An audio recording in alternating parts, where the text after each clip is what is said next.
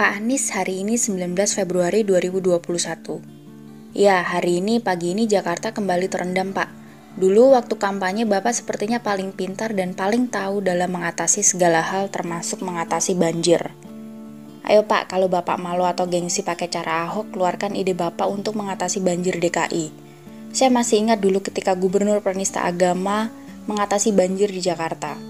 Sebelum musim hujan, Ahok selalu cek tanggul-tanggul di sungai, melakukan pelebaran sungai dan merelokasi warga yang di bantaran kali ke rusun buatannya.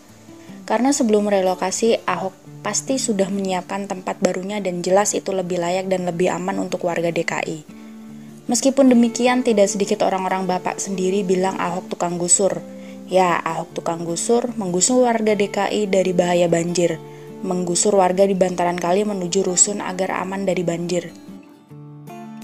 Kalian bilang Ahok nggak punya hati karena menggusur warga DKI di bantaran kali.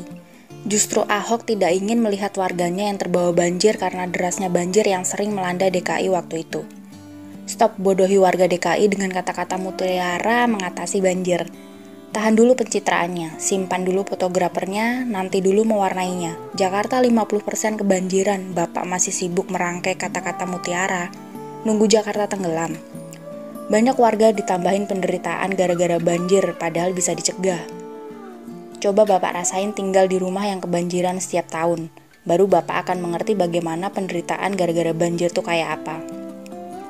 Jadi pemimpin jangan cuma bisa ngomong santun tapi membodohi warga dengan kata-kata. Kalau ada yang semisal menganggap banjir Jakarta kali ini sebagai hoax, dilebih-lebihkan atau sengaja dipakai untuk menjelek-jelekan citra Anies yang memang bagi saya sudah jelek dengan kualitas rendahnya sebagai Gubernur DKI Jakarta. Ajaklah orang itu googling sama-sama lalu belusukan untuk melihat faktanya di lapangan. Terakhir, saya mau bahas mengenai betapa cara pemimpin DKI Jakarta sekarang mengatasi banjir memang tidak berperkemanusiaan. Pernah dengar kan pernyataan beliau ketika banjir, warga malah dibilang menikmati. Logika jongkok sekali bukan? Warga mana yang suka setiap tahun rumahnya kebanjiran yang tak cuma berisi air tetapi lumpur dan potensi penyakit yang bisa muncul kalau banjir di rumah dan kampung mereka tak segera surut. Selama hampir 4 tahun, seberapa seriuskah Pemprov DKI Jakarta bekerja untuk menangani banjir? Sebagai bagian dari ikhtiar, tak cuma atau misalnya menyuruh masyarakat menganggap semua itu sebagai ujian kehidupan, supaya masyarakat bisa bersabar dan mengambil hikmahnya. Bagaimana dengan dampak kerugian material dan non-material yang dialami warga selama banjir melanda rumah dan kampung mereka?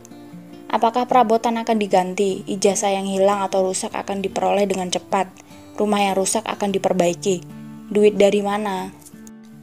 Come on Wan Anies, seandainya Wan Anies mau tinggal 3-4 hari saja bersama warga yang kebanjiran, lalu membantu mereka membersihkan rumahnya, juga mengganti perabotan yang mungkin rusak karena banjir, saya baru bisa salut. Tapi apa mungkin begitu setelah hampir 4 tahun ini terkesan kurang serius dalam penanggulangan banjir di Jakarta? Saya nggak bisa bayangkan seandainya Jakarta dihajar oleh guyuran hujan dan air kiriman selama 1 minggu penuh, bisa-bisa Jakarta beneran tenggelam tuh. Ayo Pak, nanti setelah Jakarta bebas banjir, aku temani mewarnai bersama, terserah Bapak mau mewarnai trotoar atau jembatan. Segitu dulu ya.